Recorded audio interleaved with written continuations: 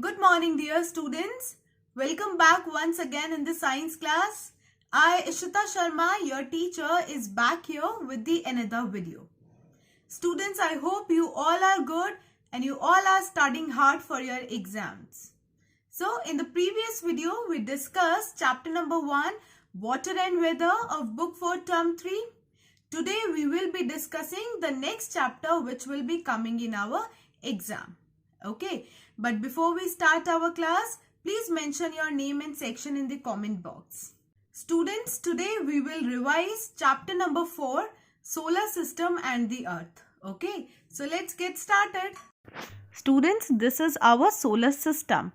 It is a system which is made up of 8 planets and some other objects that revolve around the sun. That means the sun is the center of our solar system. Now, let's discuss about each planet in brief. So, solar system, a family of sun and its 8 planets. The very first planet from the sun is Mercury. It is the closest planet to the sun. Second, it is also the smallest planet. And third, Mercury does not have any moon. Okay. Now come to next planet. Second planet from the sun is Venus. It is the hottest planet of the solar system and it is the brightest planet as well. And because it is the brightest planet, students, it is also known as morning star and evening star. Okay, which planet? Venus. Now the third planet from the sun is Earth. As you know, Earth is the blue planet because 3/4 of the Earth's surface is covered with water. Students, it is the only planet where life is possible. We all live on this planet Earth only. That is why it is the planet with life on it. Okay. Now, the fourth planet from the sun is Mars. It looks red and so it is also the red planet. Okay, and Mars has 2 moons. Come to fifth planet from the sun, which is Jupiter. Students, it is the largest planet of our solar system. Okay, and Jupiter has around 67 moons. Come to the sixth planet from the sun is Saturn, and it is the second largest planet of solar system. It has rings around it and that is why it is known as ring planet. It has around 62 moons. Come to seventh planet from the sun and that is Uranus. Students, it is the third largest planet. The largest and the biggest planet is Jupiter. Second largest is Saturn and third largest is Uranus. And it has around 27 moons. Now the eighth planet from the sun is Neptune and it is the farthest planet from the sun. The closest planet is Mercury and farthest planet is Neptune. And students, because it is the farthest planet, that is why it is the coldest planet of our solar system. And Neptune has around 14 moons. Okay. Students, as I said, there are some solar objects in the solar system other than the 8 planets, and these are asteroids, meteors, meteoroids and comets. Let's discuss about them now. Okay, firstly come to asteroids. Students, an asteroid is a large rock in the outer space. Okay, and you know most of the asteroids are found in the asteroid belt, which is present in between the orbits of Mars and Jupiter. Now come to meteors and meteoroids. Students, a meteor is an object that enters Earth's atmosphere from the outer space.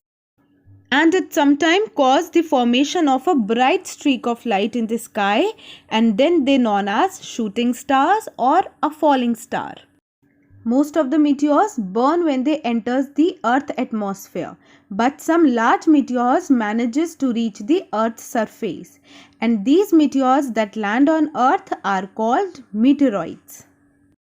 When these meteoroids hit the Earth's surface, big craters are formed. Now come to comets. A comet is a big ball of ice and rock. And as a comet approaches and gets close to sun, it starts throwing dust and gas, and this forms a tail. Halley's comet is the most well-known comet. Now come to the moon. Students, there are some facts and some features that you should remember. First, the moon is the only natural satellite of our planet. Okay. Our planet has only one natural satellite, and that is the moon. The moon is the brightest and largest object in the night sky. Third, it doesn't have any light of its own and reflects the sunlight that falls on it. Okay. And fourth, and this is very important, the gravity on the moon is 1/6 of the earth.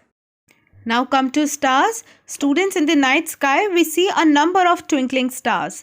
These stars are actually very big in size, but since they are very far away from us, they appear small. The sun is the nearest star to the earth. Now, what is constellation?